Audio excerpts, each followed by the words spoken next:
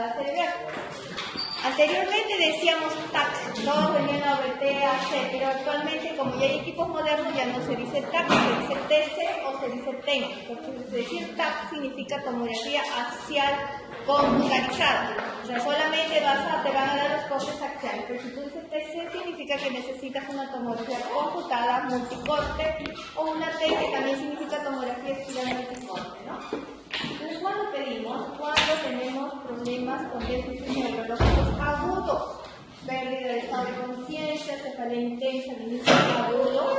Entonces, es el método de elección cuando ustedes estén en emergencia con un paciente que súbitamente inicia con la cefalea intensa, ¿no? Ya con signos también de hipertensión intracraniana, ustedes sospechan una patología aguda, les piden la tomografía cerebral.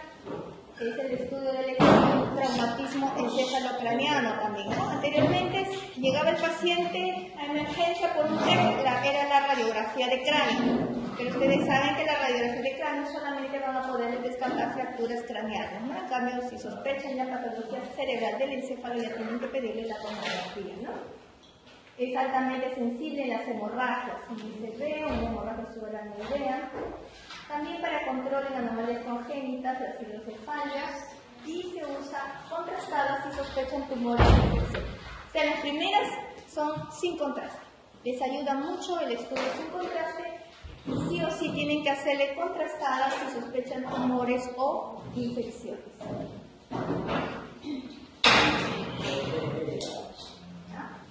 Entonces, en técnico, es la primera elección, tomografía sin contraste, ¿no?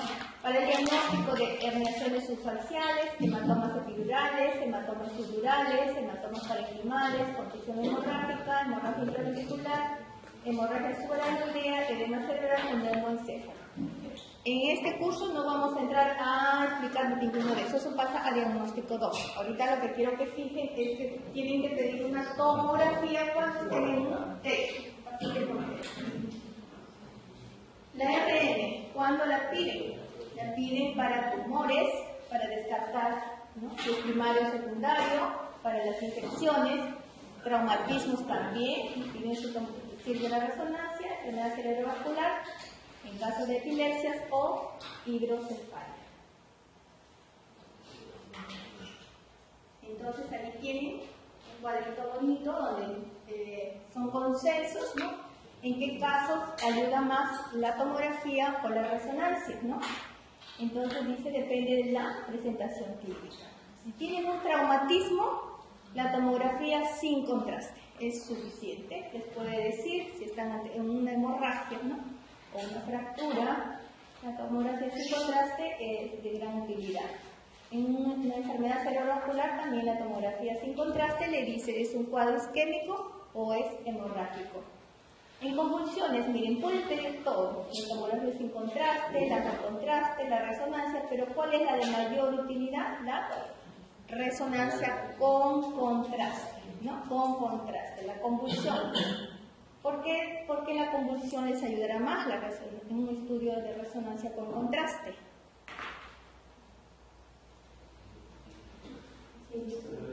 Porque pueden determinar los focos epileptógenos, ¿no? En la tomografía sin contraste les va a salir muchas veces normal la tomografía, ¿no? Entonces, nos piden con frecuencia, paciente que convulsiona, dicen TC cerebral porque ven etiología frecuente.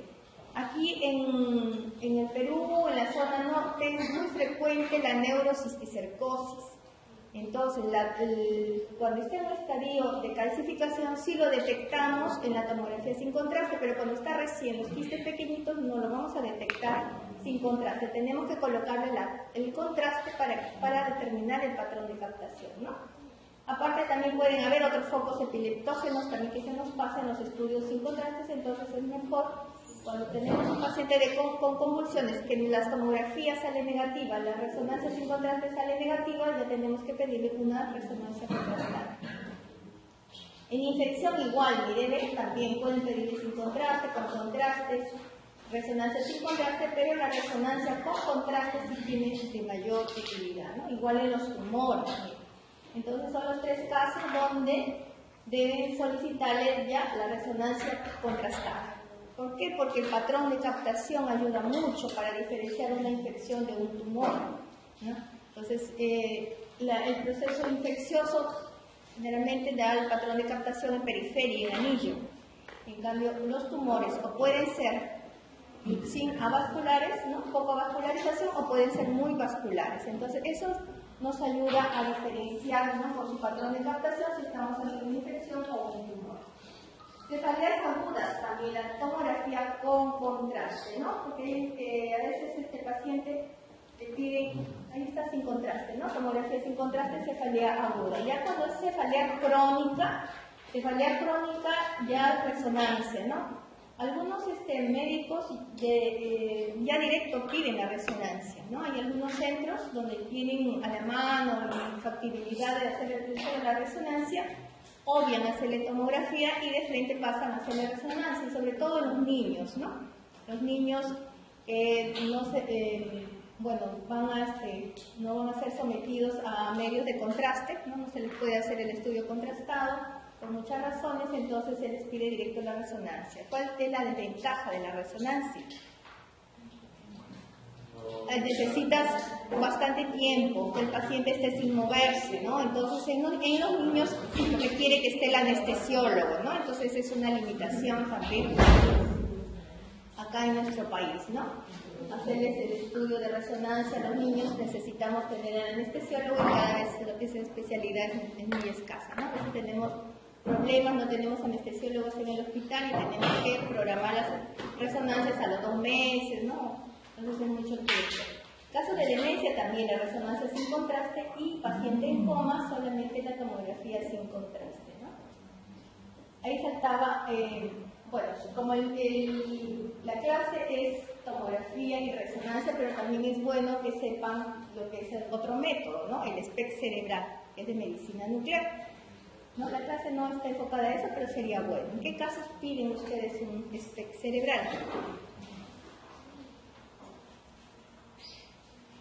¿Qué es el SPECT? De fotón simple, usamos radioisótopo tecnesio y usamos un fármaco que se llama SD, ¿no es cierto?, que es para cerebro. Entonces, si cuando se le pide SPECT es porque a ustedes les interesa perfusión cerebral. ¿En qué caso les interesaría saber perfusión cerebral? Una isquemia, la muerte cerebral también lo piden bastante, pero cuando quieren ya ver metabolismo cerebral, tienen que pedirle un PET. ¿Qué es el PET? El PET es tomografía de positrones.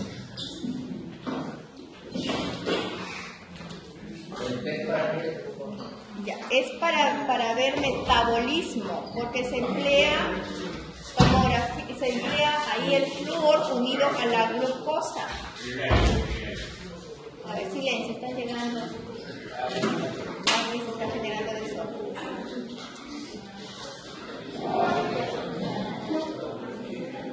Entonces ahí hay una sala de silencio. Metabolismo. ¿En qué caso nos están pidiendo? Solicitando más los PET. En caso de convulsiones, las epilepsias.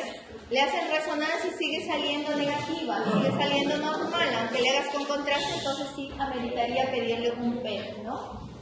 Los casos de pacientes psiquiátricos también, sean por casos a veces judiciales ha pasado.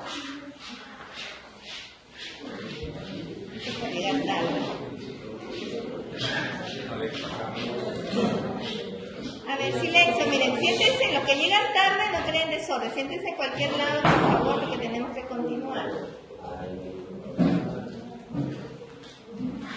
Bien, entonces los psiquiatras le están pidiendo ahorita bastante, les ayuda, sobre todo en casos judiciales, cuando el paciente a veces finge ser paciente psiquiátrico, ¿no? Porque ha cometido una violación, un asesinato, entonces su abogado le dice, no, mira, tienes que hacerte porque eres paciente psiquiátrico para que disminuya tu pena, ¿no? Te mandan a un centro de rehabilitación psiquiátrica. Entonces el psiquiatra sí nos pide para ver el metabolismo cerebral, para ver las zonas, ¿no? En realidad Si le sale a un paciente que finge ser psiquiátrico un PET normal, ya inmediatamente ya tienen una prueba para decirle, no, te estás fingiendo, ¿no? En cambio, si sale ya alterado, ya pueden con argumento decirle, sí, es un paciente psiquiátrico y ya puede tomar. Bien, entonces ahí tenemos algo de la anatomía. Miren, hablar de la anatomía del encéfalo es muy largo. Vamos a decir cosas así claras que nos ayudan para interpretar una tomografía o una resonancia, pero eso no quiere decir que ustedes se contentan con eso, ¿no es cierto? Para el examen nosotros siempre ponemos un poquito más, así que lean un poco más, ¿ya? De la anatomía. Entonces el encéfalo, ¿cómo lo dividimos? Cerebro propiamente dicho, donde se encuentra el encéfalo, que son los cerebrales y el encéfalo. El tronco encefálico, se encuentra el encéfalo, protuberancia, músculo activo y el cerebro. Entonces, ¿qué es importante? Es importante que dividamos en lo que es supratentorial de infratentorial. Eso nos ayuda bastante para localizar las lesiones. Cuando encontramos nosotros en una tomografía, una resonancia, nosotros con certeza empezamos diciendo, ¿está supra o está infratentorial? Y vamos enfocando. Si es supratentorial, vamos. A ver, silencio, por favor. Apaguen sus celulares, por favor. Entonces, prosencéfalo, ¿está en los hemisferios cerebrales o es el diencéfalo? Si es infratentorial, tronco encefálico ubicado. Encéfalo, protuberancia, músculo raquídeo y en el cerebro. Entonces, vamos reconociendo los planos. Donde no solamente con una tomografía o una resonancia nos contentamos con ver encéfalo, sino tenemos también que ver desde las partes superficiales. Entonces, si a nosotros nos interesa ver parte superficial del cráneo, tenemos que pedir la... ¿Qué pedimos? ¿Tomografía o resonancia? ¿Y qué? La... cráneo, ¿cómo se ve mejor el cráneo? Con la tomografía. La tomografía ve mejor hueso. La resonancia no les va a definir bien hueso, ¿no? Entonces, si a ustedes les interesa ver partes blandas, ver hueso, tienen que empezar con la tomografía. ¿Qué ventana utilizan? La ventana ósea. Son ventanas, ¿no es cierto? Entonces, debemos reconocer que empezamos con piel, tejido celular subcutáneo, galeras, espacio subgaleal, neurosis, pericráneo y cráneo, ¿no? Entonces, en el cráneo que tenemos una tabla externa, el diplomer y la tabla interna, ¿no? Debemos saber también variantes anatómicas, saber cuánto mide de grosor, porque hay patologías también, ¿no? Si vemos una tabla, un cráneo muy grueso, estamos hablando de hiperostosis, ¿no? Normalmente el cráneo es más grueso a nivel frontal y se adelgaza a nivel parietal y temporal, ¿no? Entonces esas variantes debemos reconocerlas para poder decir que estamos ante una patología o es algo normal. Las cisuras aquí, ¿no? Son 4 cisuras. La cisura lateral de Silvio, la cisura central, ¿cómo se llama la central? La de Rolando. La de Rolando, ¿qué divide? Los hemisferios derecho y el izquierdo. La de Silvio,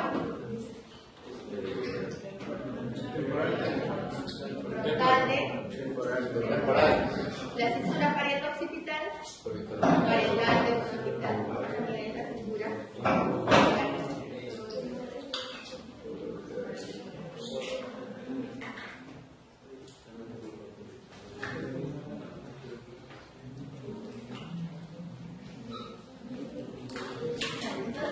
tenemos ahí la cisura lateral. Entonces, bueno, aquí está dibujada, pero cuando tengamos la imagen debemos reconocerla, ¿verdad? Porque ustedes ya tienen que traerlas a la mente y saber dónde las vamos a ubicar. Y qué lóbulos, nos sirve sobre todo las fisuras para nosotros poder identificar en qué lóbulos se encuentra una lesión, ¿no? Si encontramos alguna alteración. Si sabemos que esta es la de Silvio y encontramos una lesión en este nivel, ¿a qué lóbulo corresponde? Frontal, ¿no es cierto? Entonces las fisuras nos ayudan mucho identificándolas para poder definir en qué lóbulo, ¿no? En qué hemisferio está la lesión. La sulfocalcarina, aquí muy profunda, frecuentemente en forma de Y. Todo esto sería la forma de la Y.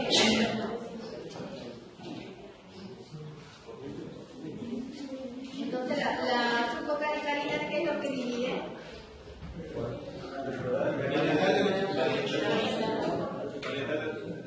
Acá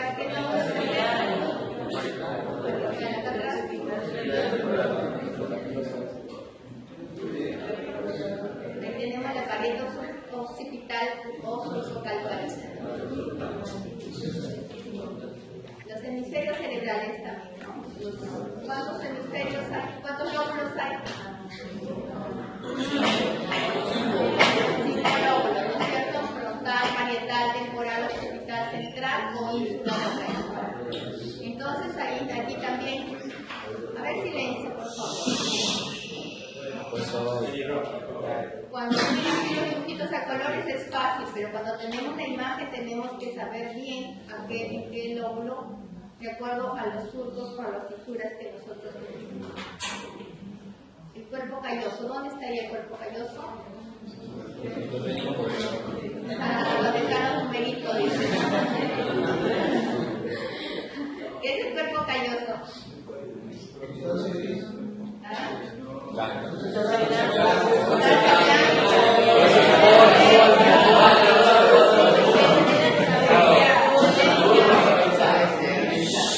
Entonces es la comisura de sustancia blanca que se comunica en hemisferios cerebrales, ¿no? Tiene una longitud de 10 centímetros y el espesor va aumentando hasta el extremo posterior, ¿no? ¿Y cuáles son las partes?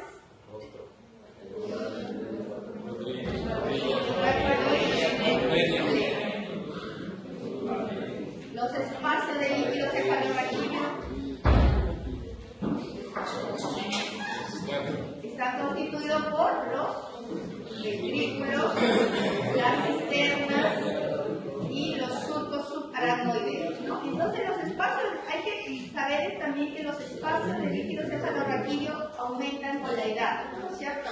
Eso es importante. A veces cuando tenemos una tomografía, nosotros por lo menos no tenemos la edad del paciente y ya debemos estar asumiendo qué edad tiene, pero si la tenemos, por ejemplo, vemos esa tomografía, ¿no?, que está ahí y es de un paciente joven, ¿ustedes le dirían es normal o tiene ya problemas?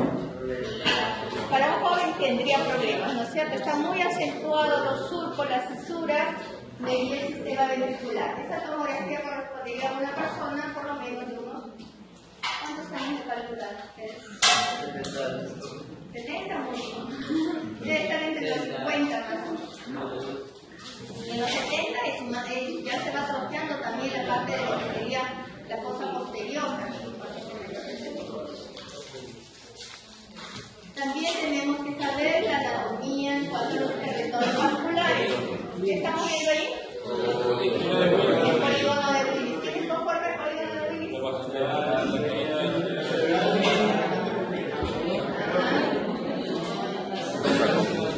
Ya, ahí están todas las arterias que tenemos que saber. Los ganglios basales. Ellos sí son sustancia gris, ¿no es cierto? Los ganglios basales sí son sustancia gris, ¿no? Entonces ahí los tienen, son varios. Aquí están dibujaditos, pintaditos, algunos de ellos. Entonces, generalmente, si tienen sospechan patología de ganglios basales, el mejor método para la tomografía o la resonancia. La resonancia es el mejor. Aquí está la resonancia. ¿Qué sería una? ¿Es tomografía o resonancia estas imágenes? Resonancia. Ya, en corte. Coronal, sagital, T1 o T2, ¿qué secuencia? T1 o T2, la resonancia quiere decir la secuencia, T1 o T2. T1. ¿T1 por qué? Porque el líquido se ve negro, ¿cierto? T1 el líquido es negro, el T2 el líquido es blanco. Usted lo identifica por el líquido que tendrían acá en los rostros. Es la cápsula interna. Está formada por sustancia blanca, ¿no es cierto? En forma de cristal, pintadita. Y acá tienes que saberla identificar en un estudio de tomografía. ¿Quiénes conforman el diencéfalo? Tálamo, hipotálamo, tálamo, hipotálamo, ¿cierto? Cada uno de ellos cumple importantes funciones también. O sea, no solamente nos concentremos en el tálamo, sino saber por lo menos qué función tiene cada uno de ellos, ¿no?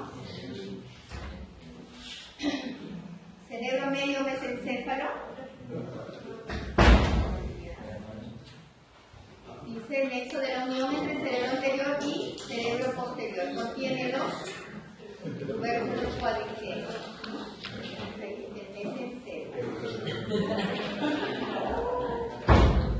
Cerebro posterior está constituido por la protuberancia, el bulbo raquídeo y dorsalmente por el cerebelo. El cuarto ventrículo está situado entre las porciones anterior y posterior del cerebro posterior. Si quieren estudiar o sospechan patología del cerebro posterior, ¿qué examen pedirían? La resonancia.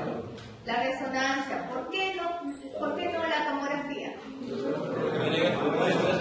La tomografía tiene problemas con el hueso, ¿no es cierto? Entonces el hueso nos va a dar artefactos en la tomografía, ¿no? Entonces, no, aun por más que tengas un buen tomógrafo, por más que te reconstruya 3D todos los cortes, el artefacto del hueso te puede simular a veces algunas lesiones. Entonces, es mejor pedirle una resonancia, si sospechamos patología del cerebro posterior.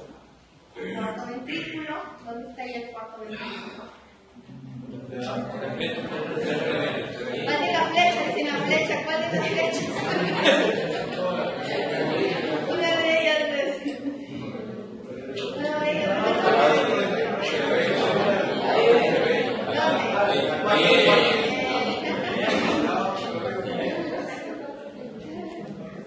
el cerebelo tenemos ahí, ¿no es cierto? Está posterolateral en relación protuberancia y el bulbo separado por cuarto ventrículo. ¿Cómo se llama la porción central?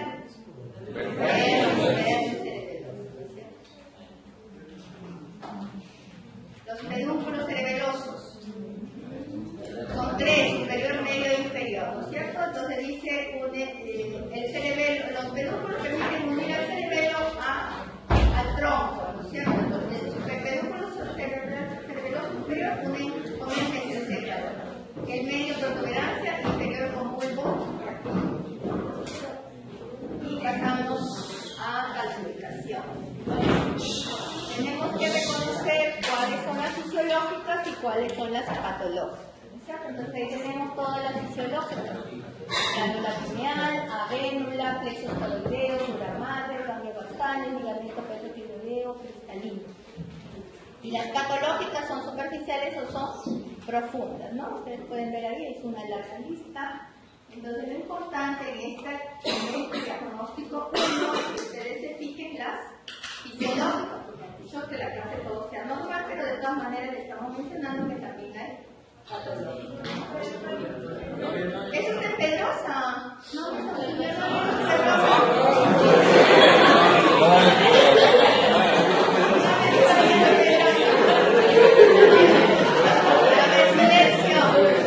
Silencio, eso sí no está en Pedrosa, así que les voy a mencionar. Entonces, las clasificaciones fisiológicas, si bien es cierto, son fisiológicas, pero a determinada edad. Si encuentran ustedes estas clasificaciones en un niño menor de 9 años, pasa a ser patológica, ¿no es cierto? Ahí está escrito, miren, son patológicas que aparecen en menores de 9 años, está con letra grandota. Está con letra grandota. Entonces, glándula pineal clasifica a partir de los 20 años. O sea, en cuando es en edades no es estricto, porque no es igualito para todos. O sea, se aceptan siempre las desviaciones estándar y estos son términos promedios. Entonces, por eso dice, clasifica a partir de los 20, pero puede ser en algunos a los 19, porque hay siempre desviaciones estándar, ¿no? Más o menos 2. Entonces, es patológica cuando aparece antes de los 10 años o mide más de 1 centímetro. Un niñito de 9 años, por eso dice, con la glándula pineal calcificada es patológico. Los plexos coloideos también los encuentran calcificados en los mayores de 30 años y es patológica cuando aparecen antes de los 10 años. La onda del cerebro en el 10% de los mayores de 60 años ya está calcificada. Y los ganglios basales de mayor frecuencia en las edades avanzadas. Por eso a veces es frecuente encontrar en jóvenes calcificaciones de ganglios basales. Tenemos que informarlas. ¿Por qué? Porque si encontramos en un joven de 20 años calcificación de ganglios basales, ya es una enfermedad, ¿no? La enfermedad del FAR. Eso también lo van a ver en su diagnóstico básico. Fíjense que en los niños no debemos encontrar calcificación. Ahí tenemos, ustedes van a llevar esto, que van a ver todo, dónde se ubica, la lineal calcificada, plexos coloideos calcificados, silencio, por favor, caminos calcificados, la O del cerebro y también el entorno calcificado. Ahora, sí, pasamos a ver una TI cerebral normal.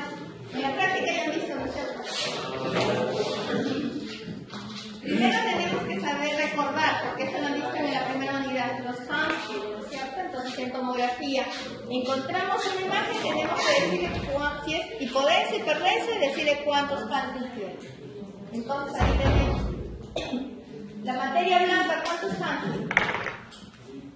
Ahí está el cuadrito. Acá está lo negativo y allá lo positivo. ¿Es negativo o positivo? Positivo. La sustancia gris, ¿cuánto tiene? 40. Está intermedio, ¿no es cierto? 35, de repente 50, ¿no? No es exactamente 40, sino que es el margen. La sustancia blanca de 20.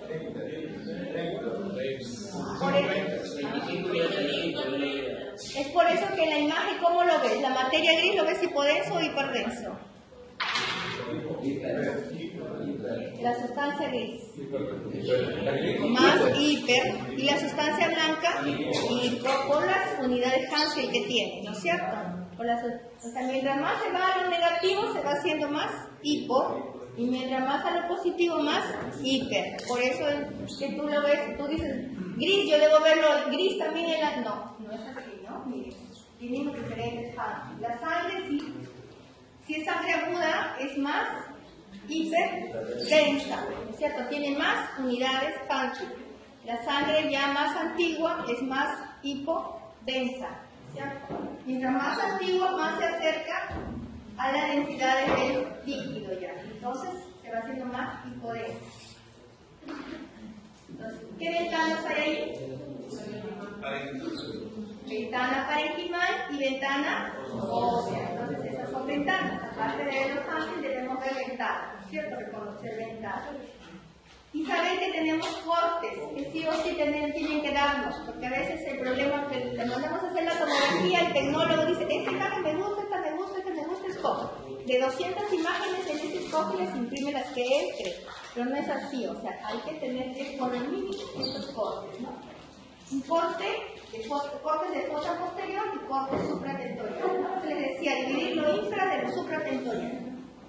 Tenemos que tener un corte a nivel del agujero occipital, por encima del agujero occipital, a nivel del cuarto ventrículo, por encima del cuarto ventrículo, y los supratentoriales a nivel tercer ventrículo, ventricular inferior, nivel medio ventricular, nivel ventricular inferior y nivel supraventricular. O sea, ¿cuántos cortes mínimos deben tener? 2, 4, 5, 6, 7, 8, 9, ¿no? Ahí estamos viendo a nivel de agujero occipital. ¿Qué estructuras anatómicas importantes vemos allí? Seno maxilar, hueso nasal y el arco cigomático. Por encima del agujero occipital, los globos oculares, ¿no? Es importante que los identifiquemos también, ¿no? Los globos oculares, ¿qué más? Las cerillas etmoidales, ¿no? El seno esfenoidal. Estos están dentro de lo que son los senos nasales, que deben estar neumatizados, ¿no? Debemos verlo con densidades altas. También identificamos al cuarto ventrículo.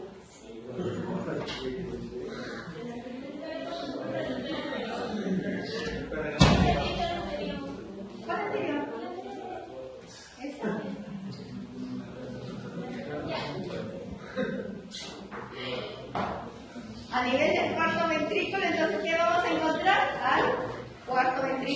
si le pregunto la mejor manera de estar en el cuarto ventrículo. También es importante identificar ahí nervios ópticos, dice dónde está el número 12, cuál es el número 12, acá, ¿no es cierto? Identificar los lóbulos temporales, a ver, silencio, el cerebelo. Por encima del cuarto ventrículo tenemos, ¿qué es esto? El seno frontal, también neumatizado, tenemos los lóbulos frontales y tenemos la fisura de Silvio. Y acá hay una estructura también que no se les debe pasar nunca. ¿Qué cosa es? La sonrisa, ¿no es cierto? La sonrisa del payaso, dice, ¿no? ¿Cuál es la sonrisa del payaso? Usted está de acá, miren. ¿Quién forma la sonrisa del payaso? Externa, cuadra y terminal, ¿no es cierto? Ese es un punto de reparo muy importante. Y está a nivel por encima del cuarto ventrículo. A nivel del tercer ventrículo, entonces se encuentra al tercer ventrículo, encuentra todavía el seno frontal, ven las fisuras de Silvio, y acá ven los ventrículos laterales, ¿no es cierto? La asta frontal derecha, asta frontal izquierda, y pueden ver a la glándula pineal, ¿no es cierto? Ventricular inferior, ¿qué ven? Siguen viendo los ventrículos laterales, la pineal, y ya empiezan a verlos. ¿Qué son estos? Plexos coroideos, ¿no? Que están calcificados, ¿no? Ahí también estamos todavía en ese nivel. Medio ventricular, entonces tenemos, aquí está señalando la del cerebro, está señalando todavía ventrículos laterales y pueden diferenciar acá, ¿no es cierto?, la sustancia gris de la sustancia blanca. No se olviden, gris tiende a ser más hiperdensa y la blanca más hipodensa. Ventricular superior. Estoy avanzando, retrocediendo. Supraventricular, lado del cerebro, la sustancia gris, sustancia blanca, y bueno, esas son los vasos. Para estudiar vasos tienen que pedirle sí o sí con contraste, así sea tomografía. La resonancia no se pide con contraste. La resonancia, las angioresonancias utilizan a la misma sangre para poder hacer su reconstrucción, ¿no? Entonces por eso es una gran ventaja pedir la angioresonancia, ¿no? ¿Por qué? Porque no le vas a aplicar contraste, pero la desventaja sí que el paciente, aquí no le pueden hacer resonancia. Los que tienen marcapasos, los que ya han sido operados de aneurisma, los glimetálicos no le van a poder hacer. Entonces a ellos sí tienen que pedirle la tomografía con contraste o la angiografía. ¿Qué examen es el que estamos viendo acá? ¿Ah? ¿Qué examen es? Es una angiografía con rayos X, ni siquiera tiene fluoroscopía, es con rayos X simple, perdón, rayos X nada más, convencional, simple contrastado. Es una angiografía con radiografía convencional, ¿no es cierto? Entonces acá tenemos el cráneo, todo lo que es el frontal, y estamos viendo, le han aplicado contraste con técnica de Seldinger y estamos visualizando, ¿no?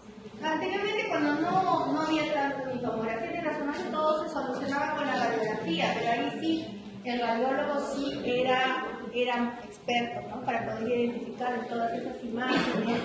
Hay superposición de imágenes, se está llevando a 2D lo que es de 3D, entonces sí tenían que tener mucha más experiencia que ahora, ¿no? Ahora los sonos que facilitan más las cosas, entonces no demanda tanto conocimiento como la técnica. Entonces no olvidar, el mejor método para evaluar la anatomía del parénquima encefálica es la resonancia del encéfalo. Pero si quieren ver cráneo, tienen que pedirle tomografía, ¿no es cierto?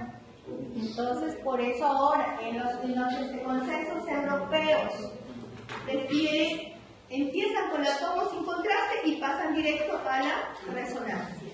Y se vas a evitar de poner el contraste iodado, vas a evitar tanta variación y vas a obtener mucha más información con la resonancia. Entonces, cuando estemos ante la solicitud de una tomografía de emergencia, estas son las preguntas que siempre se tienen que ver, ¿no? Estas entradas de línea media del cerebro tienen la misma apariencia a ambas mitades del cerebro. Se puede ver la sonrisa y el pentágono de la estrella de David. ¿Cuál es la estrella de David? No la misma. Bien formada. De aquí le voy a mostrar quién forma la estrella de David. Se encuentra en la línea media el cuarto ventrículo con apariencia más o menos simétrica. Son grandes los ventrículos laterales con los surcos borrados. Son preguntas básicas que tienen que evaluar en la tomografía, ¿no? Entonces, hay que mirar el cerebro, no olvidarlo. Línea media, simetría, cisterna basales y ventrículo. Línea media. Aquí está. Siempre debe estar en el centro, ¿no es cierto? Acá ya hay desplazamiento, ¿no es cierto? ¿Por qué? Porque hay algo que está haciendo efecto masa y la está desplazando. Entonces, cuando tienen la tomografía, tienen primero que irse a la línea media. La simetría. Vean los cortes que vean el nivel de corte, vean la proyección que vean, tienen que encontrar ambos hemisferios simétricos. Hay variantes anatómicas también, ¿no? O sea, dicen que no somos perfectamente simétricos, pero que esa asimetría no sea tan grosera, ¿no?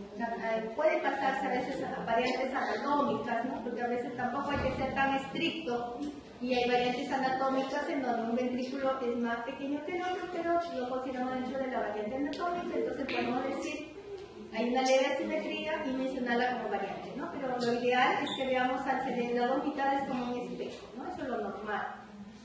Entonces, ¿qué debemos hacer? Exploración bilateral.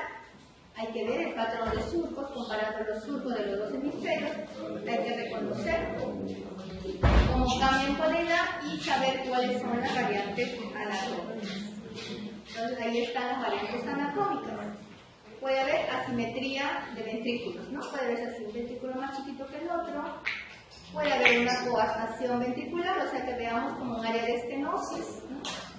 Podemos ver quistes también pequeños en los plexos corrideos y podemos encontrar los cabos, el cabo cercopelúcido o el cabo Bergay. Es frecuente de encontrar en nuestro medio. Igual la cisterna magna, no sé por qué, pero es bastante frecuente en las tomografías que veo.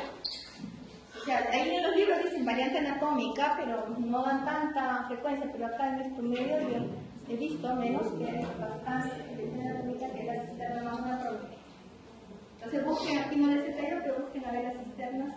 Falta eso de acá, ¿no? Falta la cisterna magna atómica. Falta, no les he puesto ahí, pero les digo que en la realidad es bastante frecuente. O sea, los libros dicen que consideran a esta nada más. Pero la cisterna magna también es variante anatómica.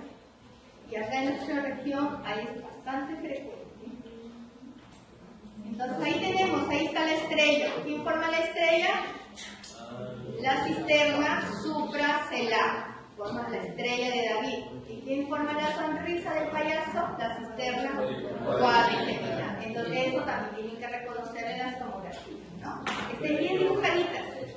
Ahí sí no puede tener sonrisas chuecas, ¿no? Sonrisa, porque si encuentra un lado que sonríe y el otro no sonríe, significa que hay una patología.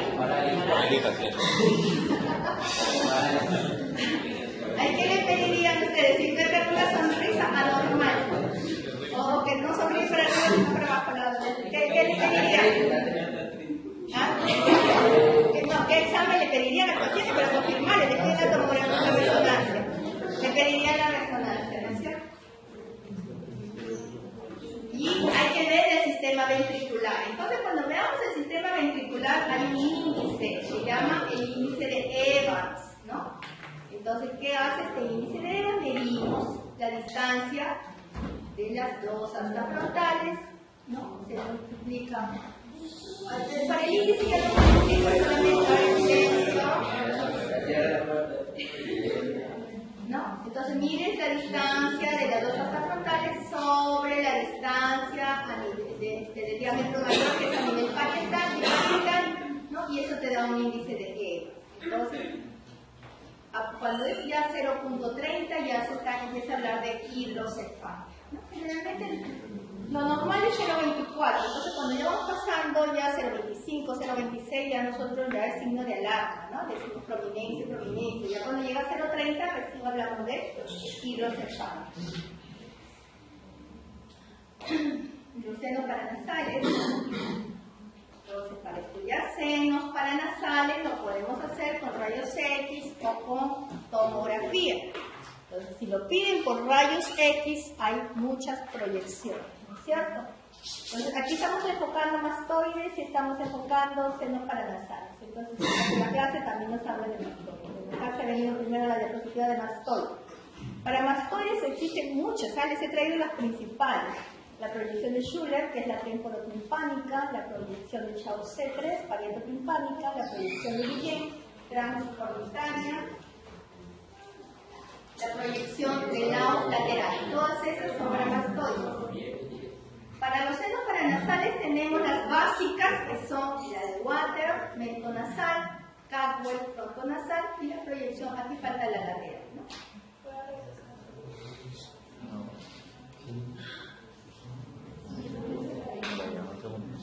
Ya, pasamos.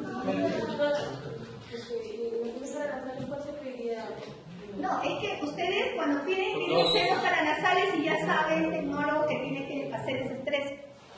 O sea, ya es convencional. Por eso les digo, estas son las básicas. Hay más. Si ustedes quieren más, ya tienen que mandarle con los nombres propios que hay. Ustedes tienen que leer qué otras proyecciones más y le pido. Ya el tecnólogo tiene que saber cómo más tienen que ampliar. Estas son las básicas. Para mastoides igual, también son 4 básicas. Para senos paranasales 3 básicas que tienen que haber, ¿no?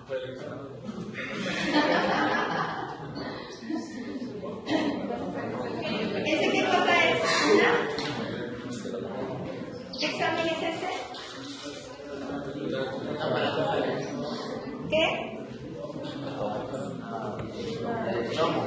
Una tomografía de senos paranasales. ¿Qué senos paranasales identifican allí? A ver, yo les señalo acá. Etmoidales, acá. Esfenoidales, acá. Estos de los costados. Maxilares. ¿Cuál falta ahí? ¿Por qué no estarán los frontales? Todavía no neumatizan, ¿no es cierto? Todavía no neumatizado. Ahí, igual, ¿no es cierto? Estamos viendo. Entonces, para los senos, tomografía de los senos paranasales, les van a enviar aquí cortes axiales y cortes coronales, ¿no? Entonces, acá es importante evaluar, ¿no? Evaluar la ubicación, la neumatización, el grosor de la mucosa y ver que no haya nada ocupante de espacio en su interior, ¿no? Lo normal que se vean así, miren, bien neumatizado, negritos, ¿no? El pólipo vamos a verlo con imágenes hipodensas, si hay colecciones vamos a verle los niveles de líquido aéreo, ¿no? Pero ese es diagnóstico, lo que tampoco estamos viendo normal. Ahí ya están los senos frontales, ¿no es cierto? Un corte axial y un corte coronal. Ahí que estamos viendo senos esfenoidales. Allí. Sí, pero acá hay esta variante anatómica, la concha bullosa también se puede encontrar, ¿no? Concha bullosa se llama esa. ¿Dónde están ubicadas? ¿En qué? Los meatos medios. ¿Ves? Esta es la anatomía. Meatos medios. Puede estar neumatizado y se forman las conchas bullosas. ¿Y estos qué son? Senos frontales muy grandes, ¿no? También pueden ser variantes anatómicas.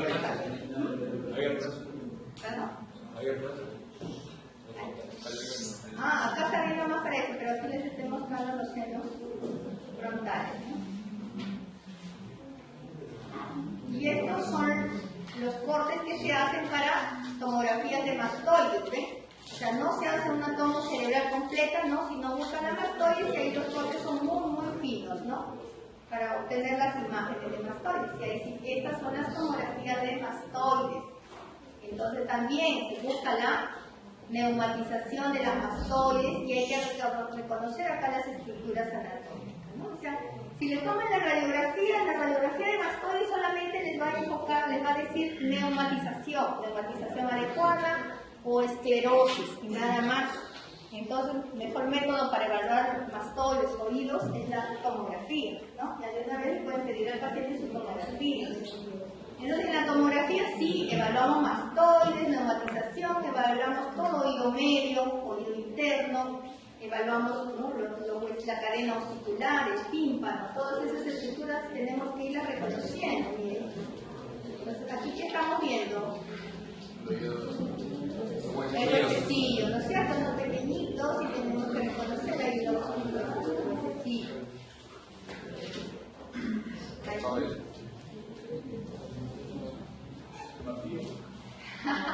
No son chiquititos, estos son los espacios.